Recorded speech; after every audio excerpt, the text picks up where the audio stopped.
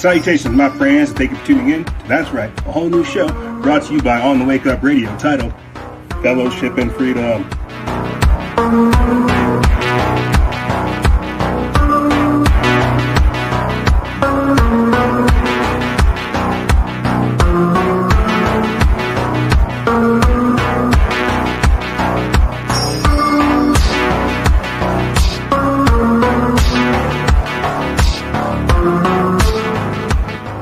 Salutations, my friends, and thank you for tuning in to another edition of Fellowship and Freedom, brought to you by the good folks over there at On the Wake Up Radio. Here, I want to try something cool. Let me see if I can do it. I was listening to a lot of Coast to Coast this weekend. Good morning, good evening, wherever you may be. Because my name's not George Norrie, it's like EJ. I had to come up with like a cooler other thing to say. But George Norrie would say, good morning, good evening, wherever you may be. I'm George Norrie, and you're tuning into Coast to Coast. And that's why it's cool to have an original intro, because people get used to that. Yeah. And I definitely did not mean to go off on that side tangent, but thank you, gang, for being here. You may have noticed that we're doing a lot of different work in a lot of different places, doing a lot of different things that not only freak me out, but is also, I guess, kind of slowly waking up other people to everything else that's going on. I'll put it to you guys simply. We were going to have on some of the people that came down to the border with us to give you guys essentially like a breakdown of what actually happened over this past weekend, what we discussed, what's going to be lined up, and basically where we're going to be going from here. Initially, I had gone down to the border to essentially just get footage that you wouldn't see on MSNBC, Fox, CNN, and all these other mainstream media outlets. And in doing so, apparently I sent out a call to the universe to where I got more than I bargained for. I started finding people that are part of the resettlement process, the transportation process, part of people that were helping migrate these people from Guatemala, Ecuador, Sudan, Iran, you name it, from all over the world, coming here to beautiful New Mexico to essentially get dispersed around the entire country. So we're going to be speaking on this. I'm curious. I'm like, how is this going on in our country? Because this is a massive operation. It's got to be paid for. Who are these sponsors? How do you become a sponsor? What the heck is going on? So in my quest of trying to figure out what's happening at our border, what this means in relation to things like Agenda 21, Agenda 2030, Agenda 2050, the multicultural agenda, the North American Union, New World Order, and how it all pertains to things such as Jade Helm 15, UX 16, social disintegration, civil unrest, and so much more. And this is these people don't think about these things. Crazy, because I'm back crazy, and I'll actually think about it. I'll talk to you about it, and we'll get into this because we need to. This is a multi-generational issue that's not going to affect not only our tax-paying dollars, but your child's tax-paying dollars, and possibly even your child's child tax-paying dollars, if they even have tax at that point, if they're even doing anything for the country. And I say all this because people aren't putting it into context. We have a lot of stuff going on within the American politics where people think that because you're a minority, you're supposed to be a certain political party. You're supposed to vote Democrat, right? I forget which particular president it was, and you guys are going to have to forgive me for what I'm about to say, but they said they're going to have niggers voting Democrat for about 50 years or 100 years. I don't know which president that was, but that means they had a plan at least 50 years back to where they had chosen to indenture minorities and have them vote a certain way. African Americans, Mexican Americans, Asian Americans, Indian Americans, not Asian Americans because they've always been conservative and more right-leaning. What's happening now is the minorities are waking up from that coma induced by this social engineering. And because this is happening, well, the controlling elite, the oligarchs, they have to get other people involved. They have to have other people that they can, suck off of, other people that are suckers. Because what's happening now is people are voting with their dollars. They're voting with their lifestyle. They're divesting their dollars from places like Wells Fargo. They're not letting drugs run their life. You see, that's why this thing with Nipsey Hussle's funeral, rest in peace, King, is so important. Is because you have Bloods, Crips, Latin Kings and all kinds of other gangs out there saying we need to stop this. It's not us. We need to stop killing each other. You're right. What a monumental idea. What a profound idea for us to stop killing each other. Yeah, we're just now coming out of that haze. And so as all of the culture, the American culture, is coming out from this socially engineered haze, they have to come up with a whole new program. They have to have a whole new group of suckers. And how are they going to do that? Well, I'll tell you how. They're going to have all kinds of different people that don't know the history of these types of working mechanisms within the political structure. Here, you're going to have people who don't care about conspiracies, don't care about politics, don't care about history or legacy. They're just trying to get by. And you can't hate these people, okay?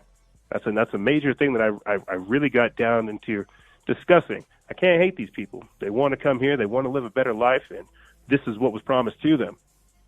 Can't hate these people. I can hate the weaponized ignorance of them, but I can't hate these people for trying to come here and have a better life. I think a lot of people that weren't forcibly dragged here through slavery, the people that actually chose here, came with that intention to have the American dream, to build something better, not only for themselves, but for their kids. So how has that happened? That we've entered a time to where if you want to secure a little bit, have a little nest egg, a little golden egg for yourself that you take care of, hand down to your kids, they hand it down to their kids. How has that become chastised? Well, you guys may have paid attention to some of the previous episodes that we did where we've talked about how the most dangerous religion is statism. The most dangerous religion, the most dangerous ideology is blind authoritarianism. Essentially what you see happening in China. And whenever you essentially refuse to think for yourself and you have other entities and other arms of this controlling mechanism think for you, well, you're a slave. And these people who are being shepherded here into America and throughout America, they're being given everything. So there's no way they would bite the hand that would feed them. We'll get into more of this. We will get into more of this throughout the entirety of the broadcast. I think I just wanted to preface that for you guys because there's a lot of work being done politically, spiritually, economically, and just on a whole lot of levels that a lot of people don't take the time to look at. And apparently, we're tuned into something pretty important over here. You guys are. I don't know if I am. You guys are. And that's the beautiful part, is we're all coming together to try to build this powerful thing, and it's making an effect. I should have sent you some of the songs that we had. I should have sent you some of the old songs I did, Ra. I think I might do that. I'm going to send you some of the old tracks I have and some of the old songs I've done because I constantly refer to them, but people hardly ever hear them on the show. And I say that because I have a song that I wrote in 2014, still relevant today. And I'm going to just, spit off some of the bars I wrote real quick because this shows you guys that even at that age, 5 years ago, I'm still trying to figure out what the heck's going on. And so this is all off the dome, so just, hear me out real quick. It's like my psychology is the epitome of withstanding the tyranny we face daily. Inherently, I'm apparently daring in these deeds, but all I want to do is be free. I see all this greed and the greed and think that we're super cheap. The mark of the beast is all we perceive. Adopting negativity to fit in society we now hate entirely. And there's some other parts in there, too, that I can't say because they got swear words and, hip-hop and stuff. But what I'm trying to say, generally, guys, is that this is what happens when you do the work. This is what happens when you step into what is going on. You might have an idea because you see it through a screen and you read somebody else's statement and you might do blah, blah, blah, blah, blah. Sure, I hear that. The minute you step into this field of work and actually practice these things, live by these teachings, live by certain principles, a whole new world opens up for you. Opportunities out the yin-yang because you've either A, fixed your mindset to see how much opportunity and glory there is in everything that you can do, or B, people can see the glory and the beauty in what you're doing and they want to help and they want to see you succeed. I'll tell you guys this and we'll take a break. We'll come back and I'll try to be more normal before we get into all this stuff. You're not tuned in to hear I guess you are tuned in to hear about, what's going on the border and some of the news and stuff, but you're also essentially tuned in to hear about this thing called hope. Because despite how crazy stuff is, I have that indomitable spirit that I swear I'm trying to share with everyone to get us to where we need to go to. And you can't hear that spirit, you can't hear that sound, that frequency, that blessing that you're given if it's numb, if it's been smothered, if it's been turned off, if you've chosen throughout your entire life to ignore it. And I think the beautiful thing about what you guys are seeing these days is you're seeing me share these keys and these secrets with you while simultaneously interfusing the news, the politics, the investigations, the research, and so much more. And all I'm really telling you is you're just as beautiful as everything you're hearing here. You're capable of creating change on levels you can't even comprehend. My name and the podcast's name, our audience, our everything we're doing is in rooms that we haven't even entered in yet. It's a crazy thing for me to think about because, I consider myself just a little bit of a researcher. But I suppose that's what happens when you step into this. You step into that activism. I guess I've done activism before. This is all just different. And that's essentially what I'm trying to tell you guys. What we've been thrown is what we have to deal with, which means we have to approach it in a completely different manner than what we arrived with. And that's all we're doing. I'm all fired up as always. We're going to take a quick break. And when we come back, I'll get into some of the news, some of the discussions that I had with some of the members within the resettlement process and more, some of the other strange things that are going on in our world, in our time frame, and so much more. Guys, ladies and gentlemen, don't go anywhere. This is Freedom Faction on Fellowship and Freedom, and we'll be right back right after this.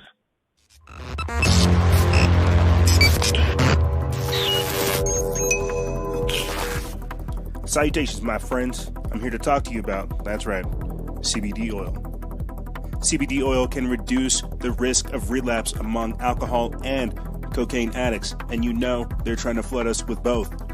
According to a 2013 study published in the British Journal of Clinical Pharmacology, CBD was proven to have these benefits: relieving pain and inflammation, having antipsychotic effects, reducing anxiety, helping to fight cancer, relieving nausea, treating seizures, lowering incidences of diabetes, and also promoting cardiovascular health.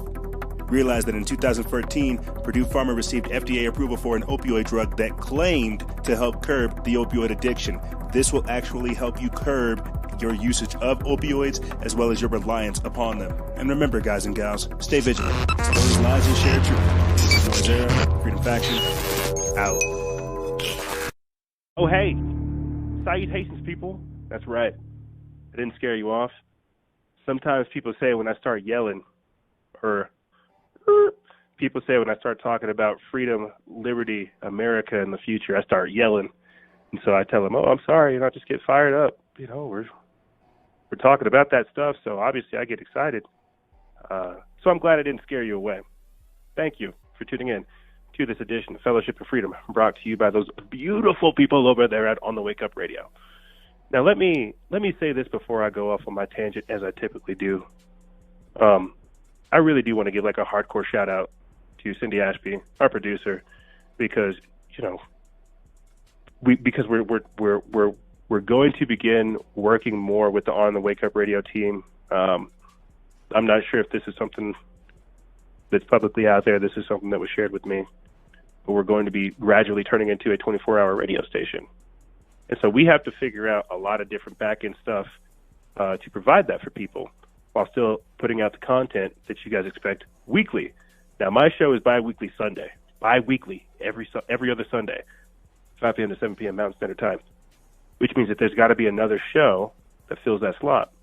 And eventually what I'm going to start doing is coming up with the first wave of people who have flagship shows. And I guess to just kind of put a pin in this to give that shout out to Cindy. I understand how much work goes into this, and I'm just extraordinarily grateful to be a part of the team and to be able to contribute. Now, Ra, our amazing engineer that takes us in between the breaks, plays that sweet music you're hearing in the background, he might as well be a perma guest, bro, because he's I'm I'll be having deeper conversations with Ra sometimes than I do with the guests, and it's like within within like 5 minutes. And you got to understand, there's a lot of creative energy that goes in to what you're hearing. The very fact that you're listening to me right now came from vector points of other people who are trying to figure out how to work that creative energy to create a platform to get this out there. Okay, and I think a lot of people take that for granted because, you know, people tune in, but they don't understand the amount of work that goes into this. And that's a very, very powerful thing, and I wanted to start the segment off because over the past few weeks, I've been having a lot of talks with a lot of people and the growth and just all of it. And I'm so humbled and honored to be here, you know, as it takes place and to be able to influence it. You're involved in people's lives. You're helping them. And this is a thing that I discovered when I went down to the border, is that a lot of people want to help. A lot of people want to do things, but they don't know how to. And they also don't know what to care about. I can't blame people because they don't care, because they also don't know how to care. And I'm quickly learning that that's a very real statement, and I want you guys to meditate on that. You can't hate people because they don't know, because truly they don't even know how to know.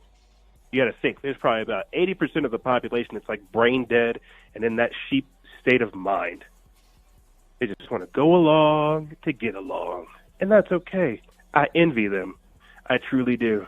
I truly wish I could look forward to Sunday to where I could have Game of Thrones, popcorn, movies, good times. I wish I could look forward to that. I look forward to hanging out with you good folks, compiling all this information and being able to talk to you directly. I look forward to that. I don't look forward to being able to take a break, to being able to slow down. I look forward to doing the work and putting out what is necessary to get us to where we need to go. And I learned that this is my life now. I'm telling you guys that I transitioned essentially from like a hip-hop artist, EDM artist, into hardcore, crazy podcaster, activist, researcher guy, EJ, within 5 and another, we're going to be in another 5 years. Well, I'll tell you this, we'll be closer to 2030, and Agenda 21 will already be in full effect. You can thank Alexandria Ocasio-Cortez for the Green New Deal. Now you see New York adopting their own version of the Green New Deal. Where will we be in 5 years? What are you doing now to secure that better future for the oncoming generations? What are you building to hand down? So when we're talking about the creative energy, when we're talking about doing this type of work, stepping into who is required of you for the future, all of this ties into it. I think it's my obligation to be batshit crazy and to tell you guys this stuff so you understand that this isn't, I'm not some spiritual guru over here with like uncombed hair living in like some ashram in India and not, you know, bathing for several months. No. I'm this black dude out here in New Mexico telling you, hey, look, there's some stuff going on the physical realm, on the emotional realm, on the technological realm, on the spiritual realm, and on realms that we can't even comprehend. And if you just step into any one of those realms, you'll begin to understand and comprehend every other aspect of these different realms and be able to interweave them into what you do. And that's all you guys are seeing right now. Recently we had, I'm really trying to get to the border stuff, but I think I just got to get like all this stuff out of me first. Recently we had Earth Day pass by, and I talked about that in this week's podcast episode, how we're essentially worshiping the earth, how we're worshiping creation and not the creator. My whole viewpoint comes from that, dude, is understanding understanding the two, understanding Father Sky and Mother Earth, and how they came together to make beautiful you, and how we are the stewards and the gardeners of this planet, of this time frame. But people just don't care. They don't. They're desensitized. They're distracted. They're removed. They're disenfranchised, and that was done on purpose for people that tune in specifically to Fellowship and Freedom. Just last episode, we had on Rob of Truth and Vibration, and in that episode, we had such a fantastic discussion about the power of quantum computers, AI, and D-Wave computers, and how many different formulas and simulations they have to run to calculate the power of just your one choice. This was all done on design, all done on purpose. You see, we've moved into a time period now to where there's, I hate to say it, because it's not that black and white. There's all kinds of other gray areas. There's two types of things going on right now. You have consumers and you have creators. The consumers are the people scrolling through their phones looking for squat to do. The creators are giving the consumers something to do. Where will you be in 5 years if you do not start creating, if you do not start manifesting, if you do not start working? You could talk all day. I could talk all day. I have a show to talk all day. But I don't want to talk all day because it's not about the talk. It's about the work. It's about how you're doing things to create that better tomorrow. And whenever I'm going down there to the border, it's because I don't want to sit up over here and politic and go Illuminati conspiratorial crazy with you folks. I want us to have a in-depth, comprehensive discussion that's not about the politics, but about the long-term ramifications of all this stuff. That's what I'm saying. We need to get down to brass tacks.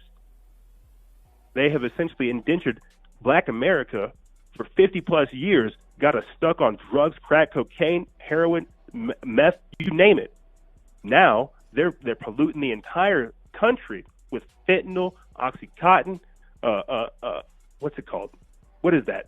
Percocet, all kinds of other pharmaceuticals, and it's killing you.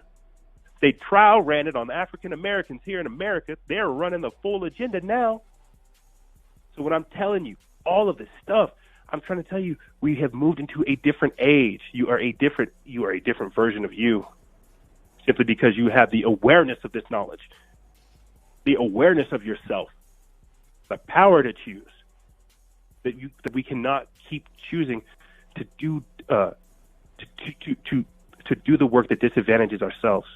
We cannot keep disenfranchising ourselves. And I say that because people are looking to me like I got the answers. I don't have anything for you other than what you got. What are we doing? I got this thing I'm doing over here, and I'm going to do more. But this is what I can do right now. What are you doing? Don't look to me for answers. We have the answers, and that's why you'll find it in the work. Currently, right now, I feel like I'm being forged in the flames of adversity. And I think everyone can see that. I had said how all April I have scared myself into where I am today. I kept coming up with excuses. Oh, take a break this week. You can go do this next week. Tomorrow's never promised. Tomorrow is never promised. I've lost so many people in this year that it's just fired me up, and something's happened to me to where I've changed, I've grown, I've leveled up, and you all need to understand this. But you can only level up going through that adversity, getting those insert MMO RPG experience, those experience points. You can only get that by fighting and slaying and conquering and dying and losing and putting yourself on top. You can only do that when you are being forged in those fires of adversity. And my friends, ladies and gentlemen, that's where we're at. That is where we are at. I tell people this privately all the time. You better go ahead and start being American while you can. You better go ahead and try to be as American as you can for as long as you can. Because this good thing that we got right here is going out the window, I'm telling you, and you can see it. You can see it. 2-3 generations, those democratic socialists, they'll just come right out and tell you, we're communists, we're full-blown communists. Full-blown. And so what I'm telling you, what are the long-term ramifications of having, let's say, I don't know, because I got 2 pieces of notes right here. Border Patrol is saying that they are catching around 3,000 a day and that they're releasing around 300. This is given to me by a former heavyweight boxer who's down there in El Paso? Yeah. And then someone who is actually part of the resettlement process, he's saying that they're, that was the other person. Sorry, wrong note. Got to get a third piece of paper out over here. The other person I had talked to said that she was transporting people off of like a 30 to 40-hour volunteer work week. She, within that time period, was processing 300 people. This is happening now, okay? We can't back down from it. You got to look at it because this is going to dictate your education. This is going to dictate your income, your quality of living, your standards. All of it. All of it. Okay? So when I tell you it's multi-generational, you're seeing what your children will have to deal with. And that's why I'm like, I don't hate these people. I hate how it's being weaponized. So we need to expose how this is an organized agenda, and not you have mainstream media saying that it's like a created crisis. It's not a created crisis. It's actually a very organized business. And I use the word business because, yeah, slavery might have ended. What is human trafficking now? What is child sex trafficking? A few weeks ago, I had talked about it on the main transmission about how child brides are being sold on Facebook. That's right. When you're selling that old furniture, you might be able to buy a child bride on Facebook. So yeah, slavery might have ended, but people are still in chains. And if there is no justice for anyone, there's no justice for anyone at all. And that's why we have to expose all of this stuff. So let me get back to this immigration, what's going on at the border, my investigation, and some of the information that I had uncovered, and some of what we're going to be doing in the future to essentially get more information. It's going to be hard for me because I just kind of fly off the handle and say all this stuff. But essentially, we're going to be doing opposition research. If people are familiar as to what that is, I'll just tell you what it is. It's going undercover. Okay, it's going undercover, working with these operations that are conducting these types of things, and then trying to figure out all of this information that I have right now for you guys and compiling it. We're going to be doing a lot more investigatory research, investigatory activism, and more. And I say that because all of this literally transpired from us going down there. And people just started giving us the information. Even before leaving down there, I had met people who were telling me that the city of Albuquerque is involved, the city of Rio Rancho is involved, this mayor knows, this town knows, these people know, here's where they're taking them, here's where they're being processed, here's where they're being given this, here's where they're being given that, then they're given plane tickets, they stay in a motel for a night or two, they have kids, we feed them, we clothe them, they shower, it's all great, and then we ship them out. I'm like, this seems pretty well organized, my friend. He's like, you wouldn't believe these people are able to get flown in, wave through TSA, law enforcement knows, they get picked up, taken to these centers, given everything that they need. They get taken to a hotel, motel for a night or two. They have their documents on them. They have their ankle bracelets because, as I said before, they're catching 3,000 and then releasing 300 of them. But the ones I'm talking about specifically, these are the ones that have been targeted. These are the people that have sponsors, that are usually family members, volunteers, and they didn't tell me, and I might have to do more research on this myself, they didn't tell me how you become a sponsor and what happens to the people who don't have sponsors. I think these are the people that actually get released. And this is, it blows my mind. I'm not going to lie to you. It blows my mind. And it is some of the usual suspects. I'll give you everybody knows Antifa. George Soros. What if I literally could tell you that, no, dude, like George Soros and his organizations that he's pumping money to for social justice activism, they are actually active and working here in New Mexico. And as they said, because I'm just going to go ahead and read from this note right here. They said that they need volunteer assistance, and that they have a large need for distribution, and that they also have medical assistance that's door to door, because they have to check some of these children. Some of the disturbing details I found out in relation to that is that these girls that are coming across the border, they're being given prophylactics and birth control because they're being raped, and this is it. It weighs on my heart even to say that, because I don't even know what to say after that. If you want the truth, as I said before, slavery might have ended, but what is human trafficking? Are these little girls the child brides that you can buy on Facebook? You see? I'm out here in New Mexico, and You know, I know some good people. I know some bad people. I just know people. One of the people I know happens to be a good guy. I knew him since high school. And, you know, I'm going to tell you like this. At 15, you're just trying to make third period class, right? You're just trying to maybe score with a cheerleader, not get caught by the principal or by other teachers doing stuff that you want to do. At 15, you shouldn't be driving to open parts of the desert to sit down with grown men on how they can smuggle you across the border so you can drive a truck full of people, a semi full of people across the border because you look more Mexican American than Mexican. This is my friend. So at 15, I'm hanging out with this guy. He says, EJ, you know, come with me because these people, they're pretty serious about some stuff, and I want you to see this. So I go with them, and, you know, we go out there into the desert. We sit down with these people. They're all upset because I'm black. They call me a fucking mayate. And I'm just like, word, whatever, I don't care.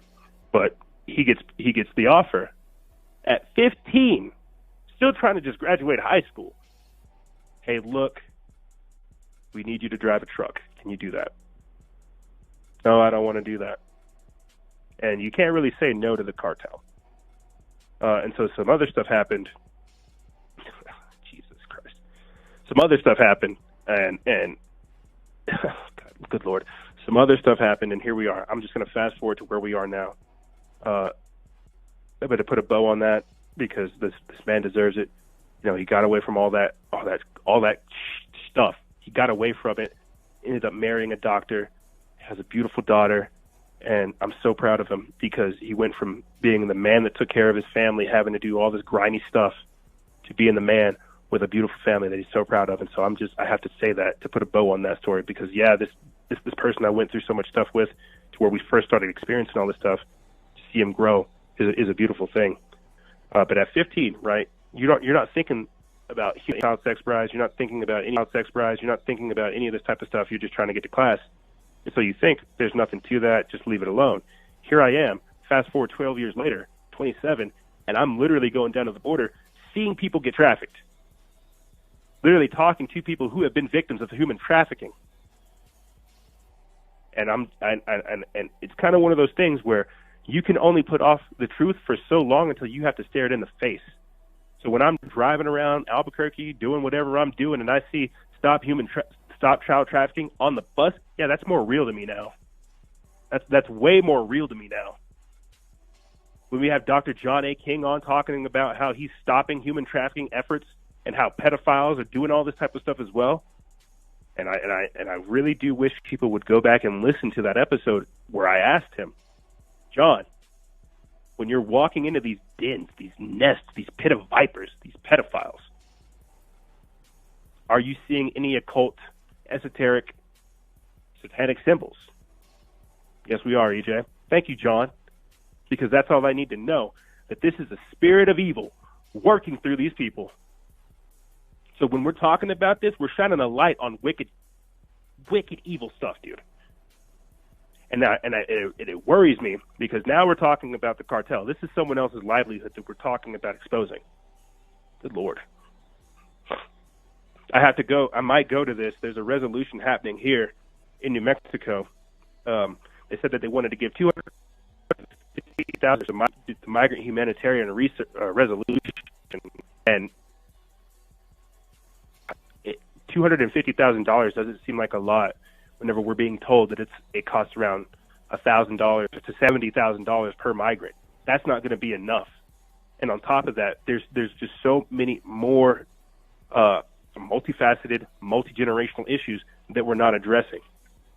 I had talked to some of the guys when we were going down there because it's not only Mexicans, it's not only Guatemalans, Hondurans, Ecuadorians, and people from Sudan and Iran.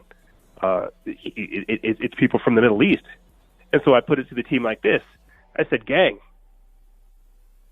how do you think Middle Eastern cocaine tastes like?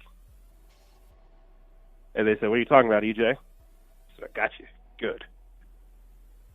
Some of the people that are coming across the border, they are from the Middle East.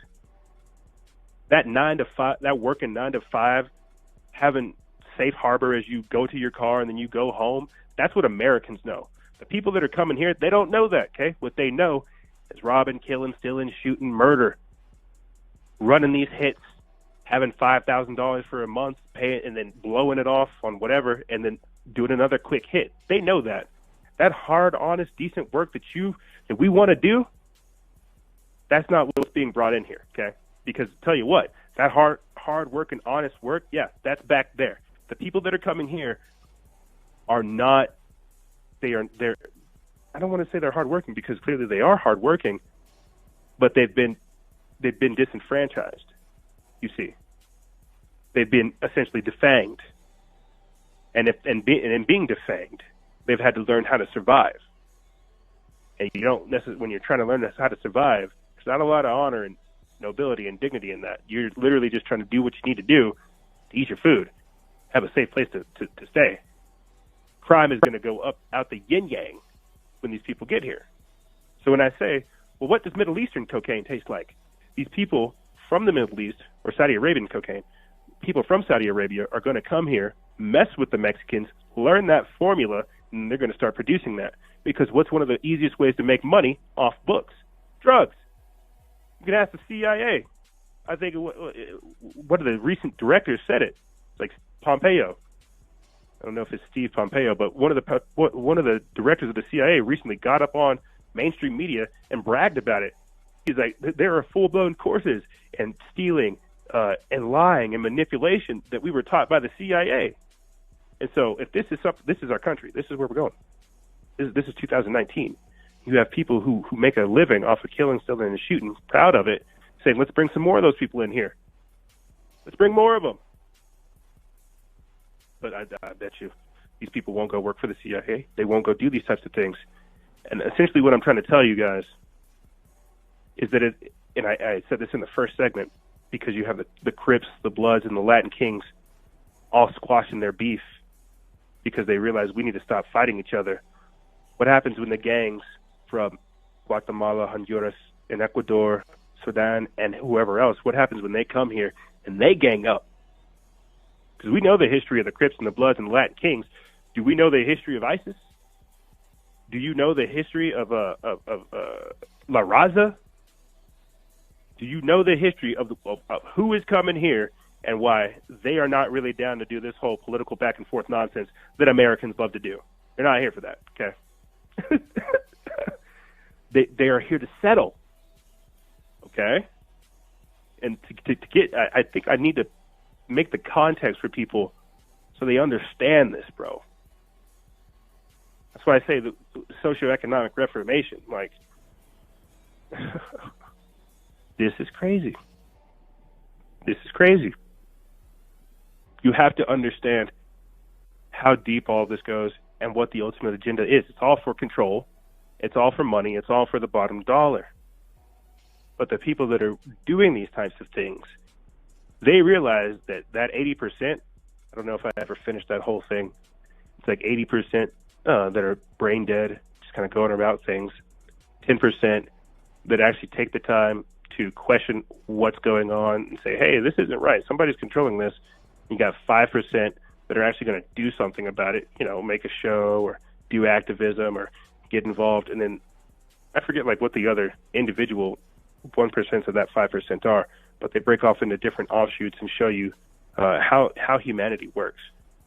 You, audience, me, we're a part of that 10% of population who ask the question of, well, what's going on here? There's got to be something else happening. There's a very small percentage of us who actually want to do something about it. And whenever you do something about it, it's a whole different mindset from passively observing things. When you switch into that active participant from the passive observer, something in your brain switches because, well, you don't think about yourself so much as you think about everything else in the context thereof. And that's where we are these days. Is we're seeing the rollouts of things, and it's got to be gradual. It's got to be over time, because they can't just flood all these people in here. They would say shut the border down, and that's why that's happening by design. And the other aspect of that as well is to institute things like martial law in the police state. And you've heard me speak on that. That's why I'm trying to focus on what this means for the generations to come and how it's going to play out. You had Governor Jerry, the former governor of California, Jerry Brown, talked about how with climate change that people were going to be living in uninhabitable areas, that due to droughts, famine, floods, unnatural disasters, you name it, people are going to migrate from those uninhabitable areas to clearly places that are more habitable that can sustain life. So when, a few years ago when Barack Obama said that climate change and migration are correlated, and you had people on the right that were just like, ha ha ha, what an idiot, who would say that? No, he's actually right. He's 1,000% right, because these people can't live there. You see, and this is something I want you guys to think about as well. To speak on the conditions of the kids in cages, human trafficking, and so much more. This is also nuts to me. It's also nuts that we just talk about all this stuff so casually.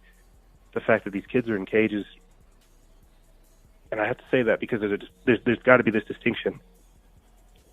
These kids that are in these fusion centers, these site centers, these internment camps, essentially these FEMA camps, these kids that are there, they get 3 square meals a day, Xbox, outdoor activities, but they're also locked inside this facility. The true kids in cages are the children that are being trafficked. The true kids in cages are the ones that are in chains. The true kids in cages are the kids that are in cages. And we've got to make that distinction.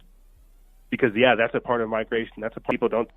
But because people don't take the time to separate all these things and look at them as a whole, they just say, "Oh, well, kids in cages."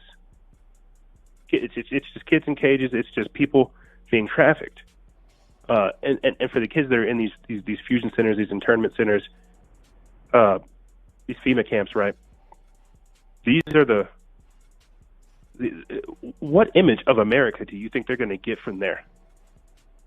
I'm telling you, at 15, I'm, driving out into the desert talking to people about some other stuff, and at 12, I'm having all these paranormal experiences. What happens when these kids who literally trek across the desert to get here to end up in a facility where they're given 3 square meals a day? What happens when they're released? They're going to have a whole new perspective on what they think of as America and hospitality, and why it's important that they do these types of things and make these types of decisions for their generations that are coming afterwards. You see, they're going to vote for the state. They're going to vote for better facilities. They're going to vote for better utilities, better everything that was given to them, because that's what was given to them. Nothing was given to me. I had to make this, and that's the difference. The people that are coming are being given everything. Everything. They're being given toiletries, snacks, clothes. Like I said before, 3 square meals a day, free money, cell phones, housing. They sound like the perfect candidates for Bernie Sanders, Alexandria Ocasio-Cortez. They want free health care, free education, free housing. You see how this works? You see how they have to plant the seeds in one generation, wait for them to fertilize in another, and they'll bloom in the next. And then these people, all they have to do is take the time and do some trimming, cut off the leaves that don't make sense, and bing, bang, boom, they have the plant that they have this flower that they've cultivated. And that's where we're at right now. We're at the seed level of this. The very, very seed. That's why they're introducing things like universal basic income, freedom, more essentially just money. They realize, and this is the other part of the argument, that nobody ever wants to touch. Yeah, sure, bring these people in. Oh, they're looking for work?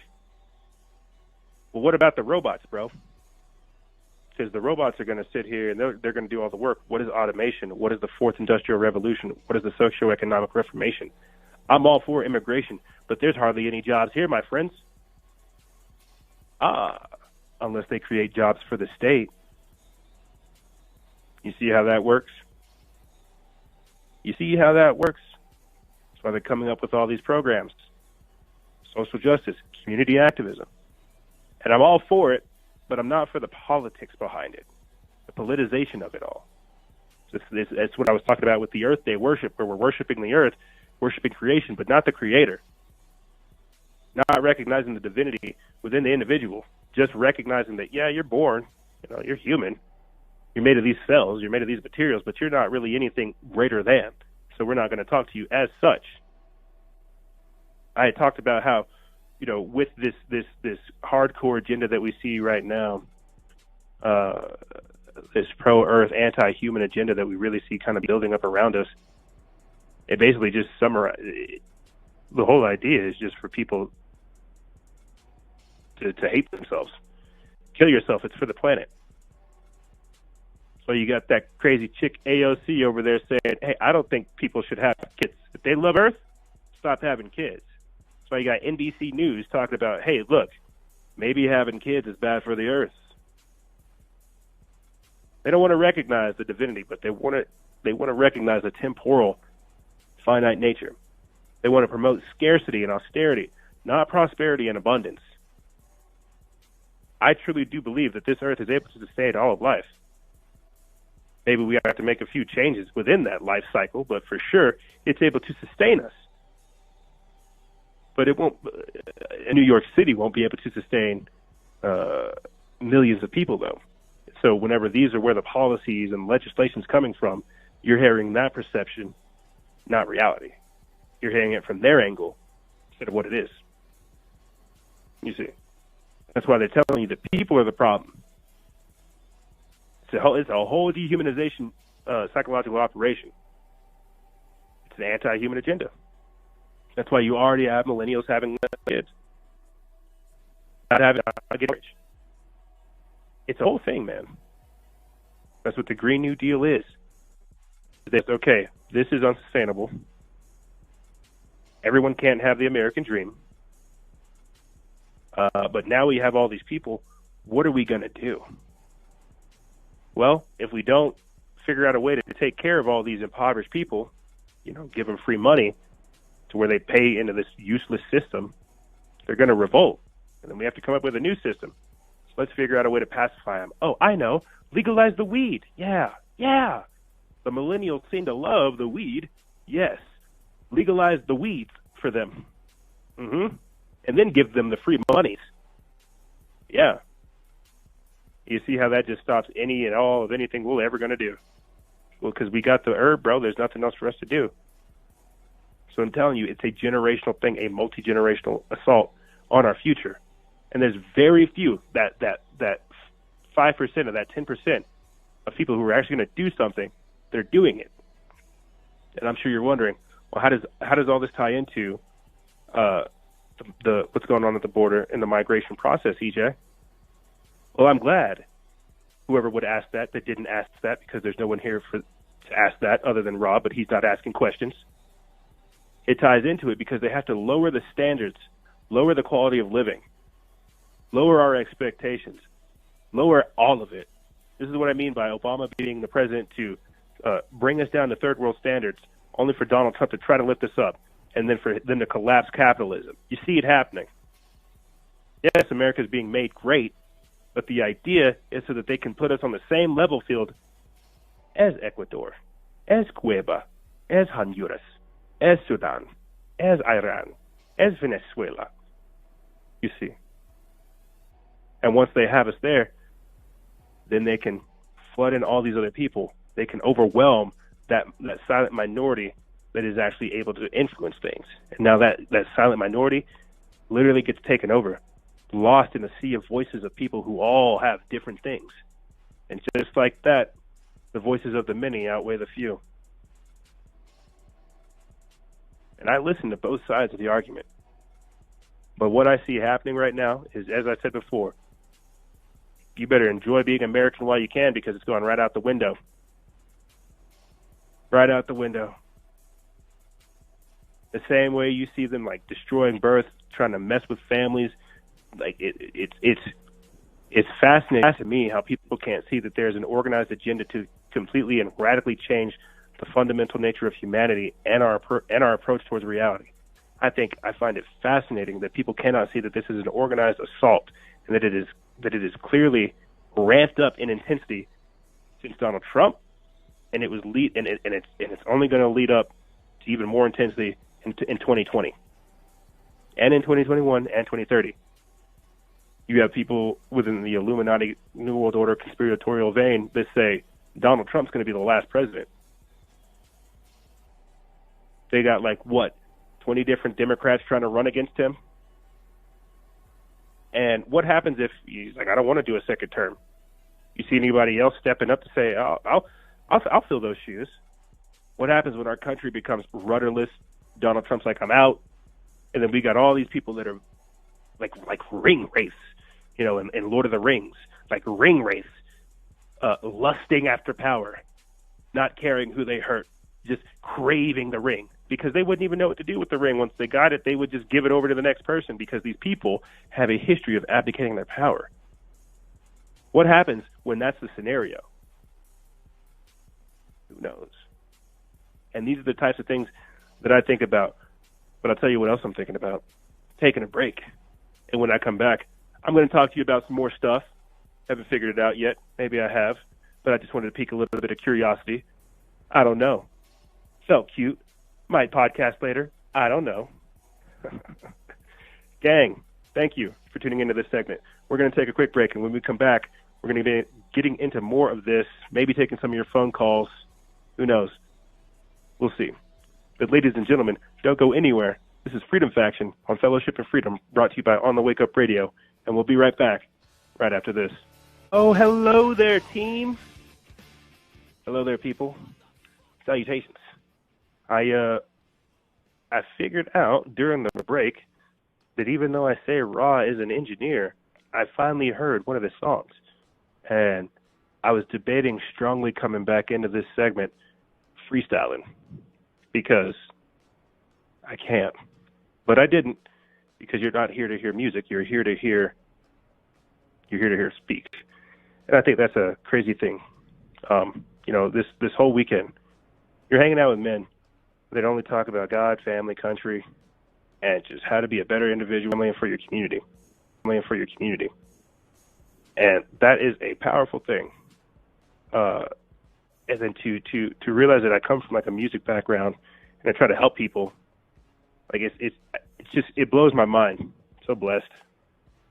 I'm so blessed to be around beautiful, creative people that all they want to do is just help and build and do and improve, and that's a beautiful thing. I really don't know what else to say to that. I tell you guys all the time that I'm honored and humbled to be here. I guess what I'm really trying to tell you is go get you some friends that inspire you. Go get you some people that help you improve you, because that's what we all need.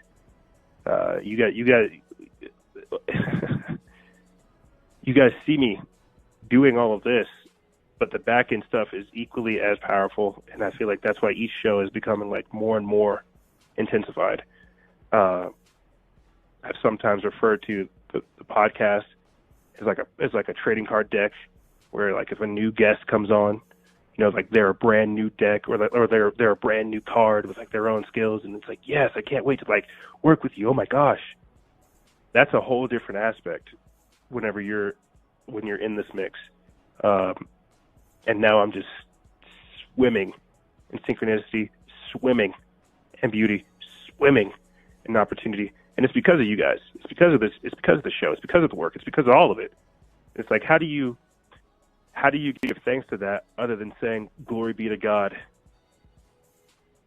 I haven't figured it out yet.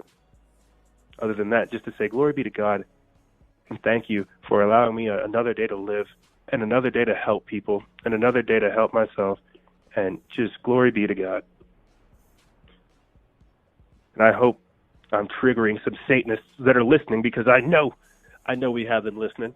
I know we got pagans and Satanists, Luciferians that are listening, and they just eek whenever I say God, because I've seen it. I have had debates with people.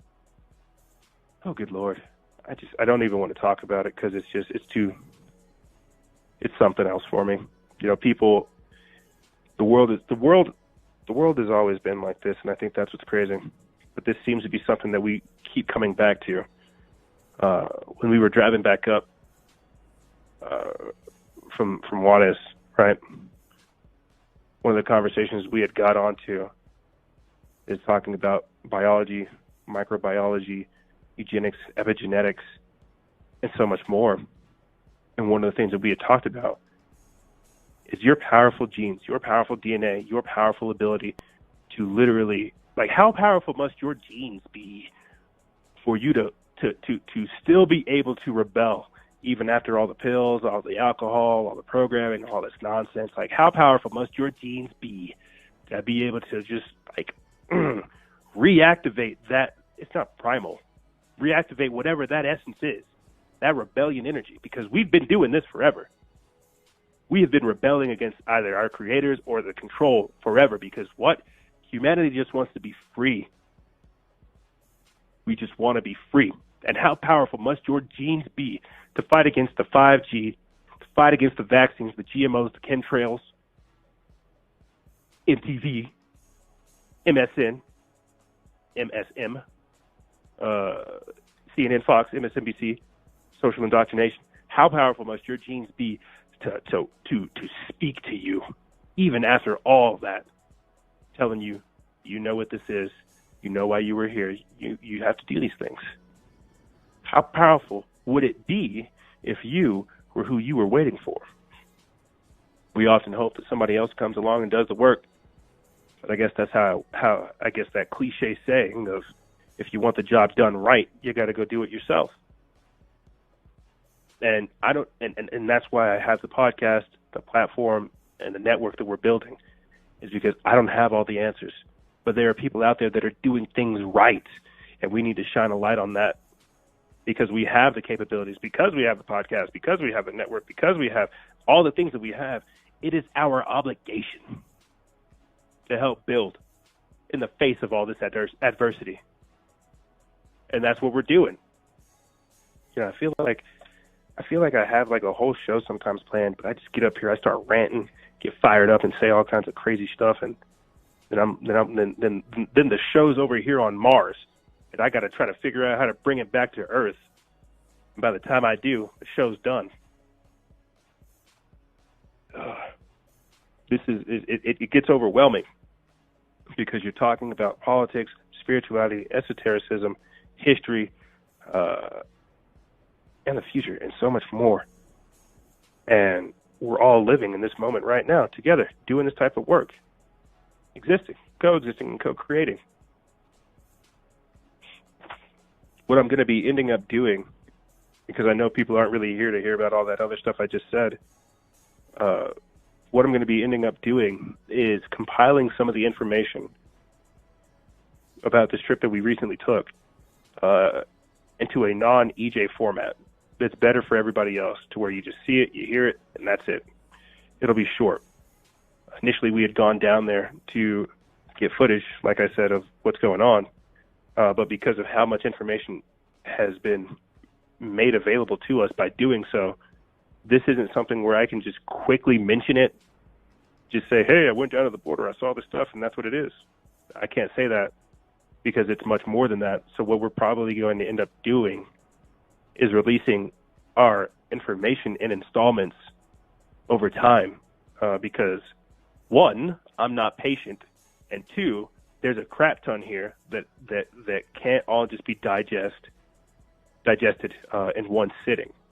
So I think that's what we're going to probably be ending up doing, is just not necessarily clipping things together, but compiling things, phone calls, interviews, my research, articles, and stuff like that, to where it's just displayed. It's like, what do you say whenever I'm still telling you the same thing I'm telling you, but I'm down in the border and you can see people crossing in the background? Like, what can you say to that? Nothing. So that's what we're going to do. We're going to be getting more interviews with elected officials, hopefully. And I have to say that because we're going to have to come up with anonymous methods of. It's just crazy. It's crazy. All the work that we're doing. And what's even more wild about it is there's no protocol for this. There is no protocol. There's no tutorial. I can't look up how to, I can't type into YouTube real quick how to do investigatory journalism. I can't type into YouTube how to interview someone anonymously. Like, what, dude? We're having to create this along the way and out of necessity because there is no protocol out there for this. And on top of that, people want to talk about this stuff, but there is no outlet that gives them that gives them the mic and say, tell them what you told me. You always got outlets out there that are trying to spin stuff. This is one of the crazy connects that we made down there. Apparently, Breitbart and that GoFundMe for that Build That Wall guy that raised like $20 million, they're all down there. So you have Breitbart, other mainstream media news outlets who are trying to get the scoop on this guy that's doing that Build the Wall. And we're talking with them. They're connecting us with like what they know. And so I don't really even see us like as a news organization, but here we are stepping into the fray, being given the keys, and that's why we have to do this. Is because we don't have I would like to think I don't have an agenda. Who knows? I don't want to be playing into somebody else's agenda. I hope not. But I'm not going down there for all of this. I'm going down there to say, what the heck is going on? Tell me what you know. And so now we are talking to mainstream media news outlets. We're talking to elected officials. We're talking to Border Patrol agents. We're talking to people. So I tell you, I know good people. I know bad people. I just know people. I'm a people person. And this is an issue that people want to talk about, both good and bad. That's why I use the word business, because some people don't like this business. Some people actually profiteer off of this business. You got to think. The cities and the counties and the states that are involved, they're getting a slice of that money. This isn't something that's just casually going on in the background. Nope. It's a well-oiled machine, compartmentalized and just off the books. And that's why I have to be very vague in what I'm able to disclose to you guys. Who would have thought? Good God. I have to be vague about what about all this stuff I'm doing so that it can have the maximum of effort whenever we release it. Oh, wow. So that's my weekend. Learning how to do, I guess, like journalism and following up on leads and doing this type of stuff. And realizing that while I thought it was going to be a very simple trip, go down there, find a little section of the border, catch me some people, and that's it. It is much bigger than it's being portrayed in the media. It is much bigger. And that's why I'm telling you it's a multifaceted, multi-generational issue. Because there are people signing resolutions, legislation, bills, donations, grants, and all this stuff to make this a thing. I could talk to you about how George Soros is using money from our own State Department that was funneled to the UN to where he could create these little non-profit organizations and these charity organizations to do this type of stuff. That's what it is. It's just, what? I freak out because I can see it so clearly that it's like almost scary that everybody else doesn't see it. That people aren't putting the pieces together.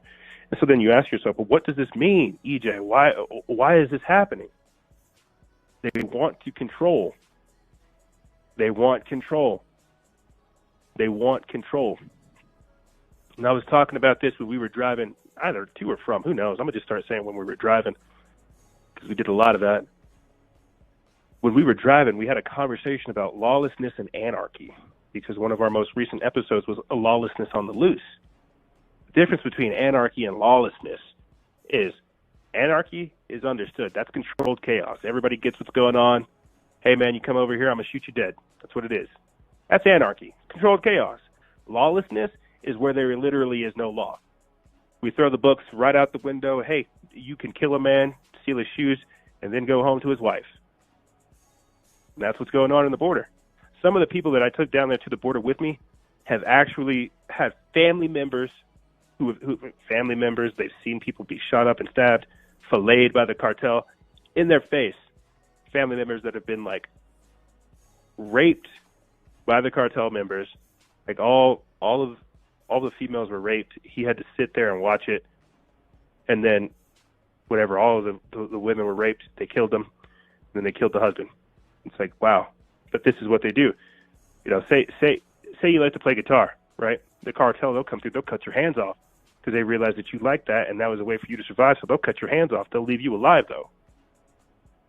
Like the people organizing this, it's like, dude, you've got to understand this is not simple. This is big. This is a thing. We're talking like just last week alone, we had played for you guys video. We had posted about a mother going across the border with armed human traffickers, and you know, I don't know how many times I played for you guys clips of people crossing the border, jumping the border, and this is something that's going on, and it's been going on for sure. And I can't help them because I can't hate them because they're wanting to come here for a better life. But whenever you bring those same bad habits to this life, that's dangerous because you didn't learn anything. You just perpetuated the cycle.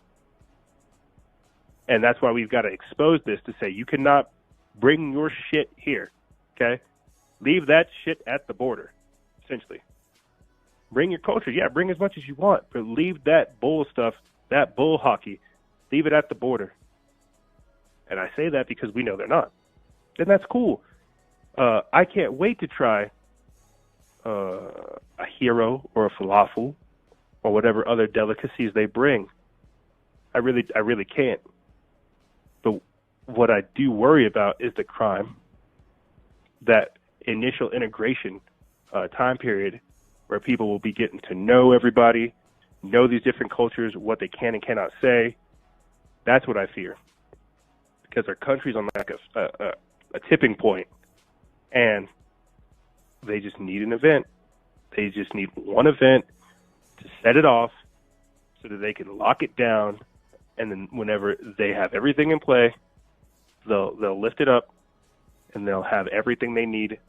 I will be gone, and so will other people, because they will have taken us out in the time frame that they had to do everything when everything was locked down. And so I look at all of these different variables, and I see us. Okay? It's just stuff that people need to think about.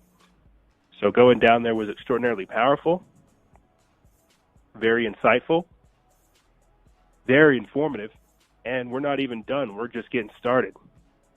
But again, what happens when we start talking to elected officials and all these other people? I just worry because I don't want to get killed. I'm already over here talking about some crazy shit. I don't want to get killed doing what I do. But that's why you do it.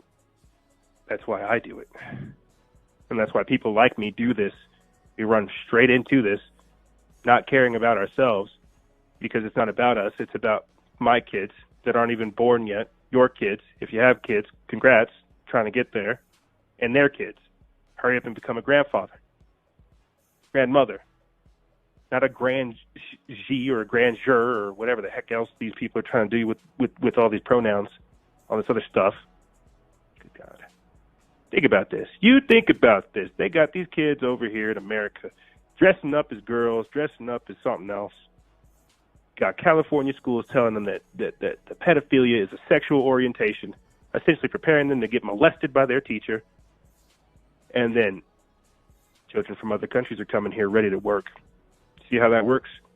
They got kids in the UK and in Boston practicing meditation, but generally in America, they got us over here apparently trying to diddle children. But other kids from other countries are coming here already experiencing so much trauma that they're ready to not experience that ever again, so they're down to work. And that's what's going to happen. You're going to have people that are coming ready to get the job done, who have already experienced hardship, adversity, trauma, and so much more, and they're living that American dream, okay? Let's keep that 1,000. They're doing what your forefathers did, my forefathers, whoever's a settler, right? Whoever decided to go out someplace and carve out some land for them, that's what they're doing. They're saying, you know what, this place, it's uninhabitable, it's unsustainable, I can't move here, I can't grow here. I have to find a better place to live. America, for all of its problems, seems like the best bet, and then I can go from there. So you see Americans don't realize all this opportunity we have, man. We are the golden goose. We have such good stuff going on here. And that's why everybody just loves to screw us over, because we don't care. We don't know. I was talking about how the mindset that's being propagated today is the typical 90s, early 2000s emo punk kid, where they're flipping their hair to the side, dude, and they're just saying that their mom has, like, ruined their life, bro. Mom and Dad, you're ruining my life, dude. That's the mentality that's being put out there right now.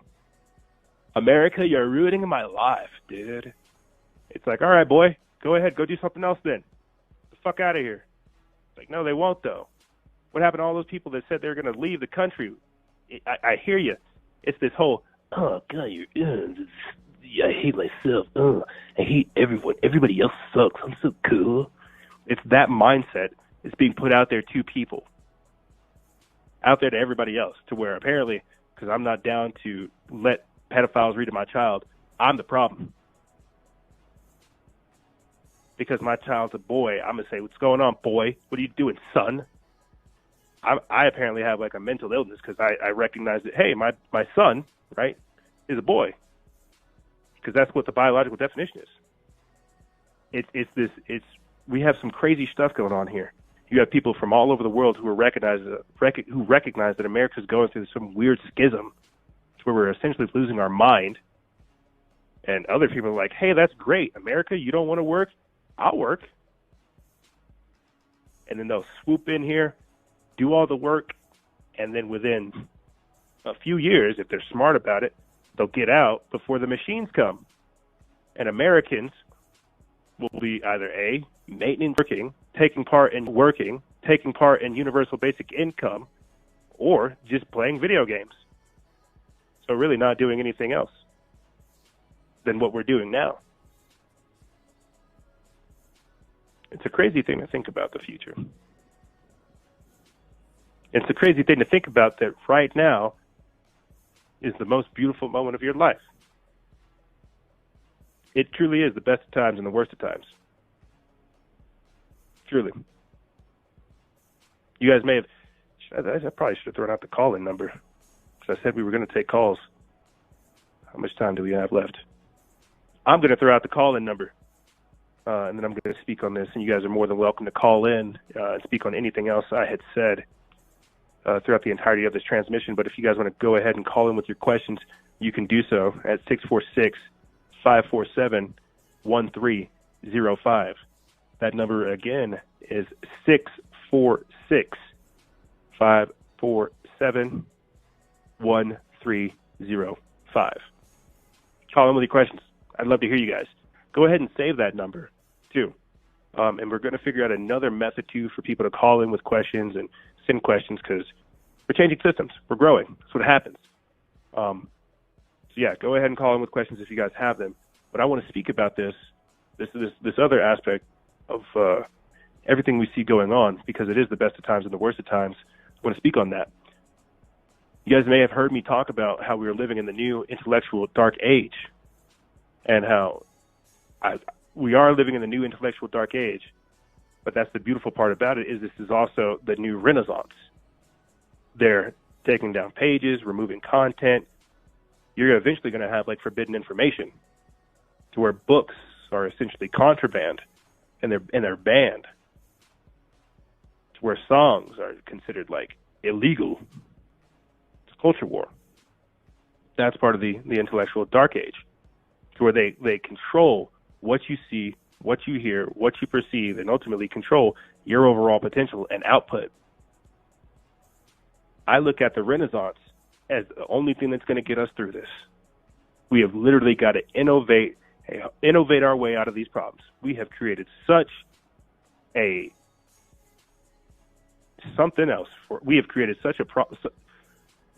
something here to where if we don't start thinking of better solutions, we're eventually going to nitpick our way into jail, nitpick our way into a prison lifestyle, nitpick our way into where we literally are just robot drones going from one thing into the next, and we can't even move. We've got to start promoting the Renaissance. Art, music, culture, language. books, creating. And we've now us. They're taking information and telling us, you will only speak in this term. You will be politically correct. No, you are not allowed to create music. You're not allowed to create memes. You're not allowed to create videos. You're not allowed to create works of art. You're not allowed to do any of these things that have a message.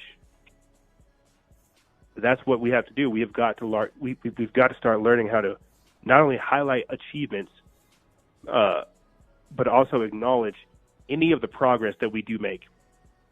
This is why I don't necessarily bash the New Age community, that New Age spirituality movement, much, because they're pointing people in the direction of getting those keys that they need to liberate themselves and others.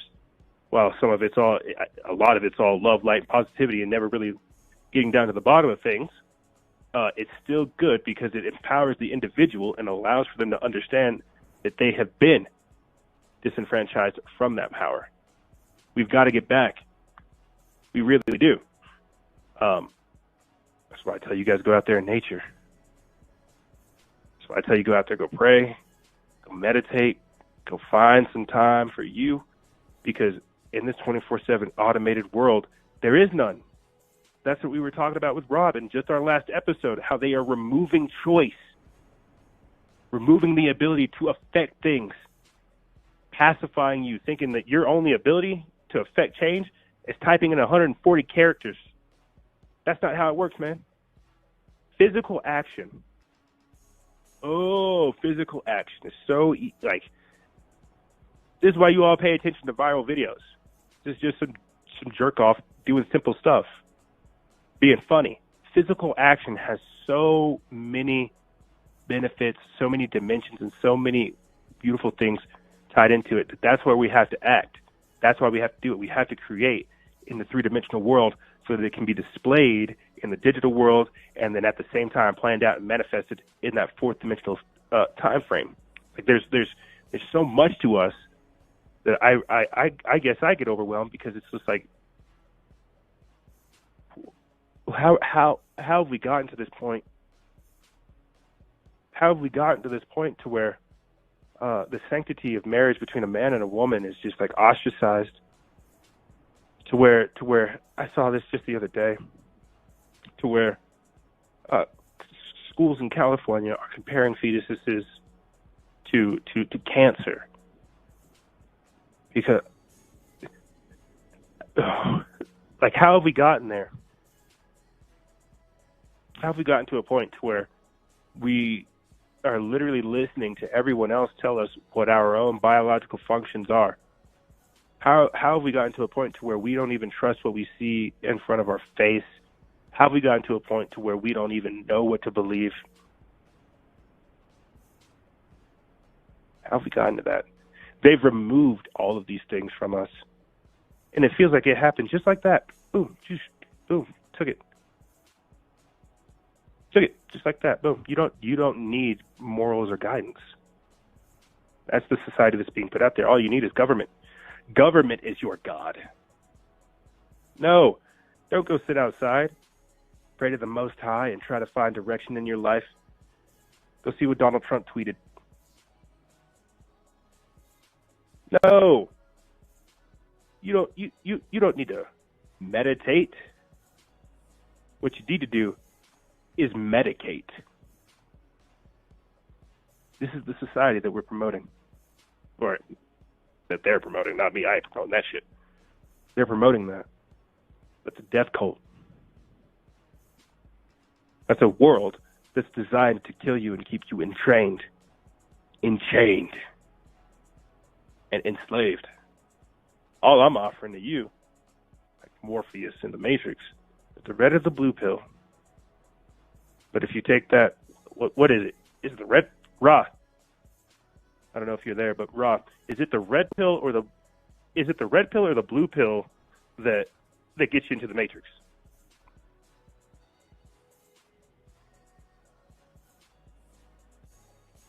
Oh no, you're right. You're right. We need to start red pilling. What do you think? What do you think about black pilling? Have you heard that tossed around lately?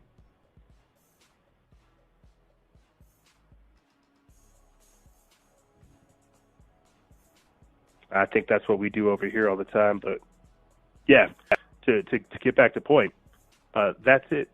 Oh, it does, right? Black pill people. It's just like, what is that? Is that is that your soul? Well, I'm just trying to have you have an out of body experience all the time. You don't want the DMT? Oh wow. Okay. Well, then we'll save that conversation for another day. But that's all we're doing with this type of work is offering the audience, you, the listeners, the opportunity to choose whether or not you want the red pill or the blue pill. I'm just eating Skittles trying to figure out what's going to happen. What's going to happen? We start mixing all these things. That's why we got down to that's why I asked, have you heard of black pilling?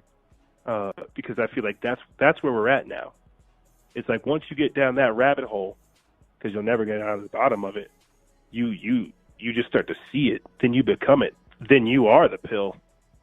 Then you become that Morpheus for everybody else. And I truly believe like that's where we're at right now. And people need this. People need to be shaked to their core. Not scared, but shook, rattled, gyrated out of their trance, because they're going to wake up one day, maybe coming back from Burning Man, Fire Festival, EDC. They're going to wake up one day and they're going to say, what happened to this? What happened to us? I can tell you what happened to you. Or better yet, what happened to us. We all started to take, because since we're talking about pills, we all started to take ecstasy. We all started to take Molly. We all started to take the DMT, even though that's not a pill. We all decided to take the ayahuasca. And I've spoken on this before because these are sacred medicines and sacred herbs that are actually designed to give you that transcendental experience. It doesn't transfer very well here in America, where you have a lot of people doing superficial shit to seem cute and cool. You can't be having these transcendental experiences, whatever. You're just like screaming at someone else. You're supposed to be having these like, oh, but hey, to yourself, but hey, you know what America loves to do? Loves to distort and manipulate. Speaking of which, I kind of want to leave. I want to kind of close out the episode talking about this. We got some time, but I want to cover this thing that I don't talk about. Right here. From Now the End Begins. This is by Jeffrey Craddock. We put this up April 25th. It says, Power of Darkness.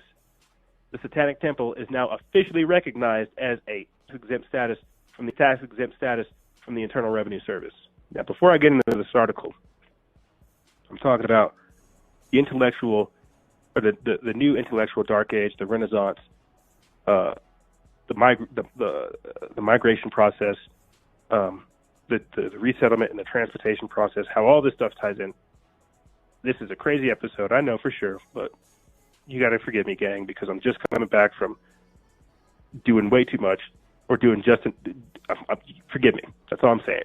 I'm trying to paint a very, very vague picture, very broad picture, so you guys get a good overview of everything that's going on. There's an energy that's being put out there, right? Like all this weekend, I was talking about just being a better man, developing that sense to get closer to God, how you protect your family, homesteading, ranching, just being a better man, period, and just trying to uplift people. And I've told you this on the show all the time, team, about whenever I first started doing this, how initially I didn't feel like it was me that was speaking, like EJ. I didn't think this was me saying these things. I had felt like somebody kicked EJ out temporarily. I opened my mouth physically, and then all of this stuff that you see, that you all hear now, that you're used to now, this was coming out of me 4 or 5 years ago. I'm on the stage trying to talk about girls and doing all this other nonsense, but people don't care about the truth. But I guess what I'm trying to tell you guys is this is a real thing. It's a real spiritual battle. It is real spiritual warfare. Like, there are forces working behind people. Like, who in their right mind would tell you that you're not allowed to have children other than the devil? Who in your right mind would want to have post-birth abortions? Who in their right mind would want to, shoot a child up with chemical cocktails? This isn't that. God doesn't do that. God says, hey, look, I gave you your immune system. You're good, bro. Go out there, go get sick. You'll be all right. God's like, hey, look, I gave you genitalia. You'll be all right. Go out there, go get it done. God's like, hey, look, I made you a man, made you a woman. Y'all gonna be all right. Go out there, go do the work. Who in their right mind says stop having kids? And the ones that have kids, we're gonna shoot them up with vaccines. And then if they don't get brain damage from that, when they go to school, we're going to tell them that they're a girl and a boy, if they're a girl, if they're a boy, and they're a boy if they're a girl. Who in there? What? That's the spirit of evil. That's the spirit of darkness. That's the power of darkness. That's the wickedness. That's the devil. Let me get into this article because it ties into that. And if you don't think that this stuff is tied into it, I don't know what else to tell you. I literally don't. I try to use a lot of the words and the articles and go over stuff. Yeah, for sure. At the end of the day, this is evil that we're going up against. We're talking about human trafficking, child sex brides, trying to give better lives to children. You gotta pay attention to this type of stuff. People don't, though. It's an easy slip up. It's an easy slip up if you don't take the time to realize how if you're automatically going, if the world is moving around you, you're probably standing still. You're not doing things to make your life better. Oh, man. Or any other people's. Let me get into this article. Because I get fired up talking about freedom, liberty, country, America, and the future. Because this is all I care about. Let me get into this article. It says the Satanic Temple has been officially recognized as a church by the Internal Revenue Service 3 months after taking Sundance by storm as the subject of the documentary, Hail Satan?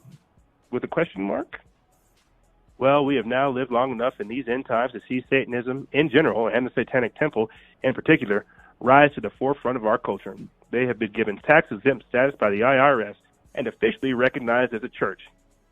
And I find that so synchronistic and crazy because just a few episodes ago, I talked about how they allowed Satanism to be taught in school with things like after-school Satan, and all the satanic temples that they had established. They allowed that to go on because it was a philosophy and not a church. So for this to happen, that's just more of it. It just shows that no, and I've said this on this show particularly about how the Satanists need to have their First Amendment right. Yeah, for sure, I totally agree.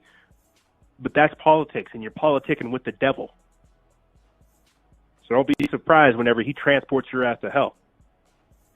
And that's what this is, okay? I've not done a lot of Occult Worlds or spoken on our Occult World series because you can see it now. You can see it.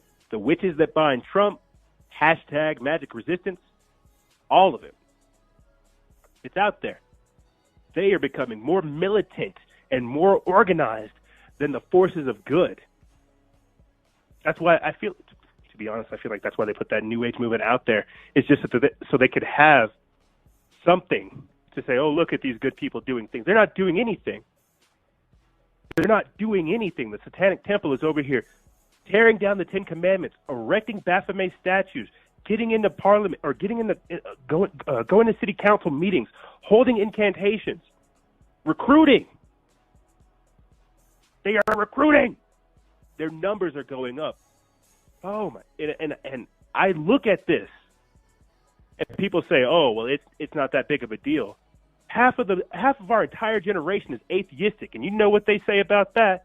You scratch an atheist, you'll get a Satanist. These people don't.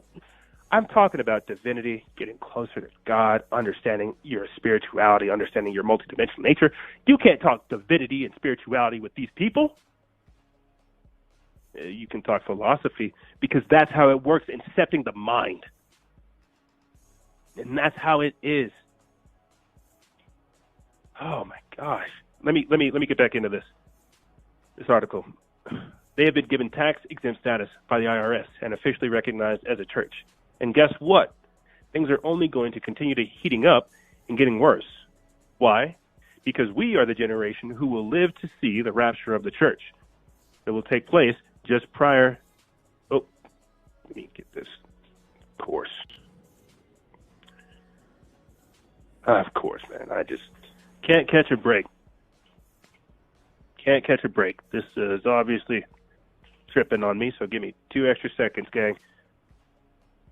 Tax exempt status by the Satanic Temple. Good grief. Where are we going? And now this article is jumping all over the place. Great. Finally. Why? Because we are the generation who will live to see the rapture of the church that will take place just prior to the start of the time of Jacob's troubles. That's why. But this is your hour and the power of darkness. This was said in Luke chapter 22, verse 53. And this is just, it blows my mind. It says, our apostle Paul tells us in 2 Thessalonians chapter 2, verse 3, that there are 2 things necessary for the pre-tribulation rapture to be triggered. First thing is that the great falling away must happen. That is to say, a falling away of the church from teaching and preaching the truth of the Bible. One only need to look around at the professing Christian church to see that that is already happening. And personally, I don't think we're going to be raptured out of here. I don't think people are going to be raptured out of here. I think they'll stage like a false flag alien agenda, where they just send down beams and pick up people, but I don't think people are going to be raptured out of here. And this falling away, this is talked about in the Bible. It's the falling away from the church. Look at Pope Francis. This man is not helping people get closer to God. He's helping people be closer to political correctness, promoting the most dangerous religion of statism, of blind authoritarian belief. The Pope, Franken Pope, yeah, this guy's an antichrist, my dude. This guy is not. He's not preaching the truth of the Bible. And I forget what the name of the black pope is. Not skin tone black, like the hidden pope, the real pope. I forget what his name is. But these people, they're pushing an agenda. You can see it. They're collapsing religion.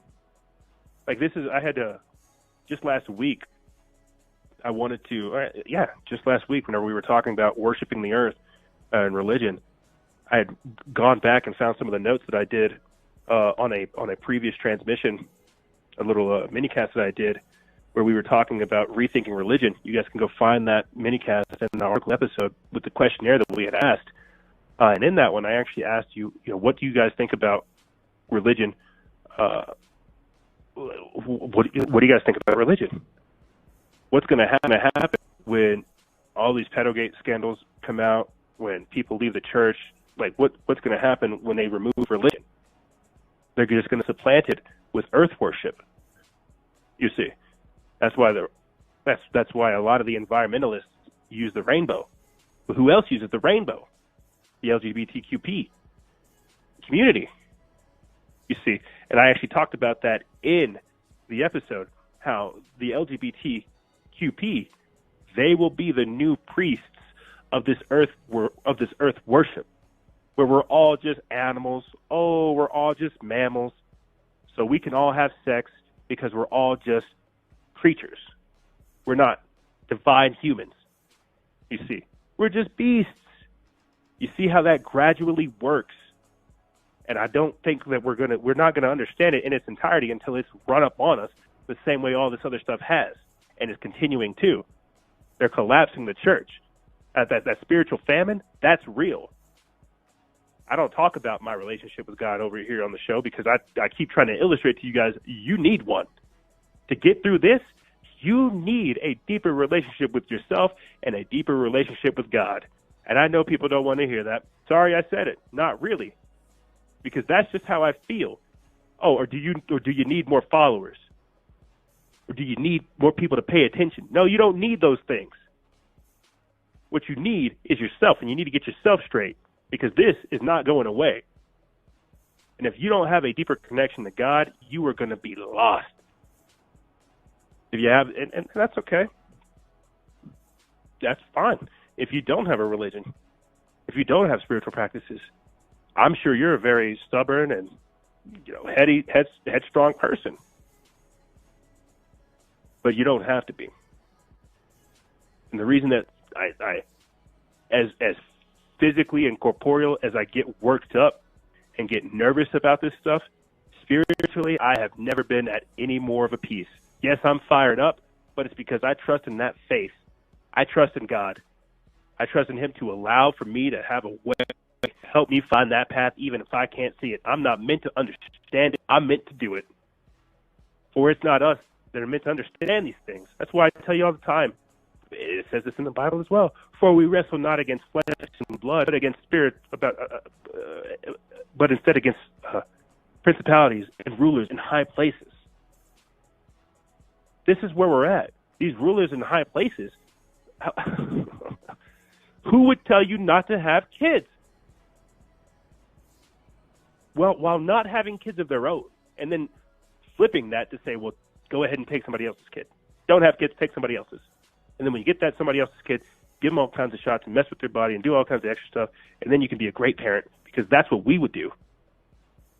Who says these things? And people don't realize that they're getting radicalized they're getting radicalized in a nature that has such long-term effects. Like the idea of teaching a middle school class connecting fetuses to cancers, forever, those kids are going to make that connection. They're forever going to think fetus equals cancer, unless somebody else comes through in their life and teaches them that no, a fetus isn't related to cancer. It's not parasitic. Who would tell you that? Who would tell you that life, growing inside of life, is parasitic? Other than evil, other than the devil, other than what is wicked. But you see, let me get back into this article right here. That's how it works. That's how the devil does his business. He's got to work in deception. He's got to work in manipulation of the truth. Can't tell you outright, yeah, I'm going to kill you, because you're going to be on guard.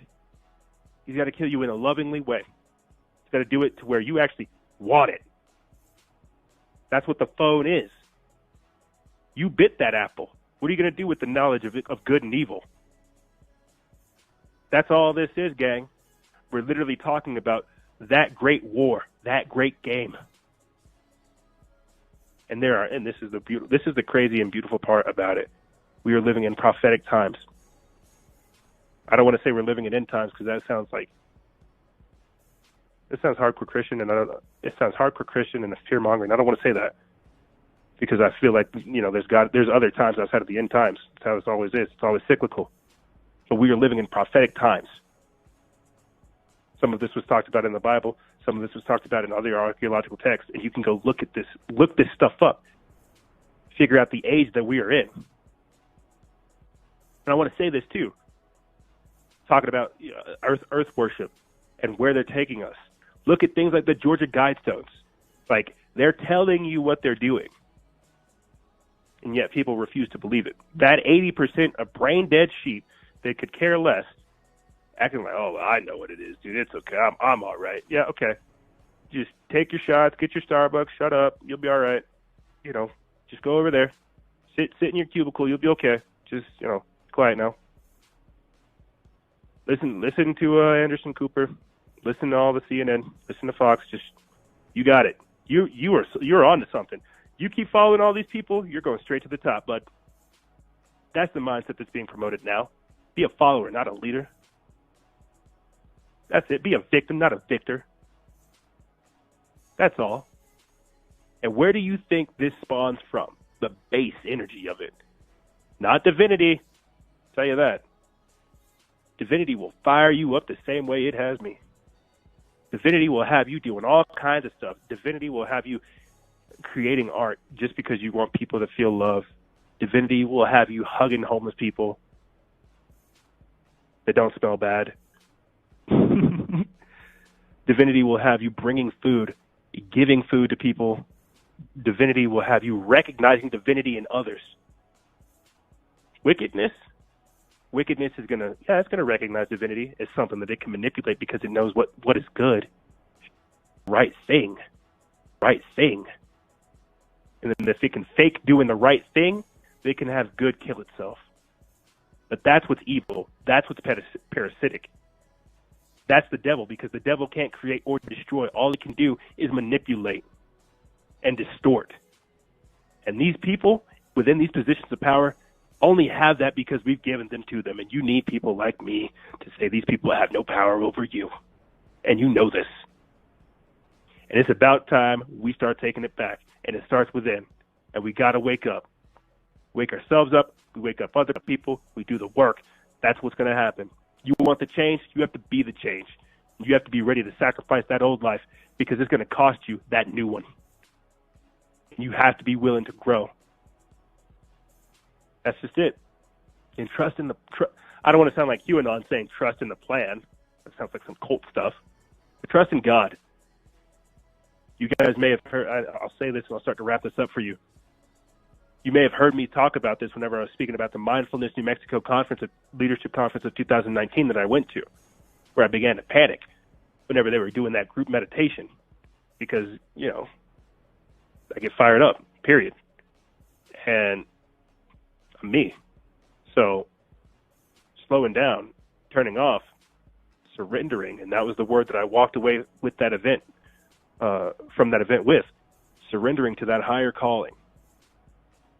It's going to be hard because you're going to fight it. And for our audience, I guess I'll just like replay, you know, the experience that I went through. I went through this group meditation on the first day. It was my first ever group meditation. You know, I'm sitting here, room full of people, man, men, black, white, brown, Asian, you name it. Room full of people, and they begin to speak into this dialect to get us into like a pacified trance, right? I noticed that the door closes. I noticed they lock the door. I noticed the energy's trapped in. The room gets warmer. I noticed people beginning to put their hands on their knees and close their eyes and relax their bodies. I begin to notice that the breathing in the room not necessarily becomes synchronized, but it becomes like harmonized. I don't even know what you would say it. Like people are breathing heavier, but in a weirder way. And here I am, me being me, curious about all this. Like, what the heck's going on? I can't run now. I'm here. I begin to panic because I have to slow down, because I have to calm down, because I have to join in this. I can't observe this. You have to be there. You have to immerse yourself. I begin to panic. You know, my heart starts to race. I'm looking around. I get angry. I don't know why I'm angry, but I'm getting worked up when people are chilling out.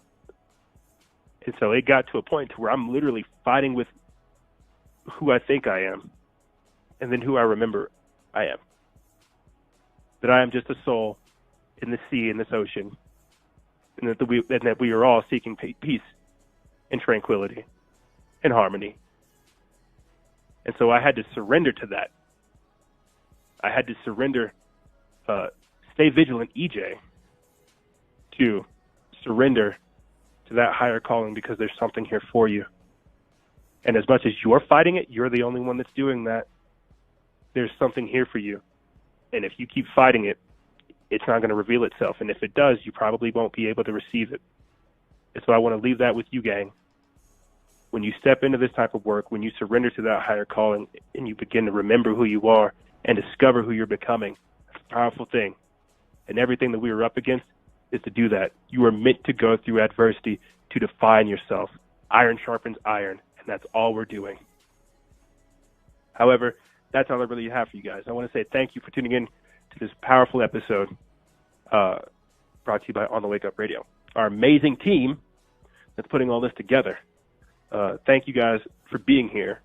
I wish I could have had some of the guests on, or some of the team on to do the digest of the information, but the boys are just tired from all the work, and I get that. But don't you worry, we'll still get it out there because that's our job, to inform you and to do this work. Like I tell you all the time, there is no other blessing, no other higher calling for me than to do this and to be in your life this way. So thank you, ladies and gentlemen, for allowing me to do so. And thank you for taking the time out of your day to share this with me. However, that's all I really have for you guys and gals. If you have any questions, feel free to email me. I'll have it in the description bar below. And as always, guys and gals, stay vigilant, expose lies, and share truth. This is Noisera, Freedom Faction, out. Imperial Media Collective. Cindy Ashby Production. On the wake up.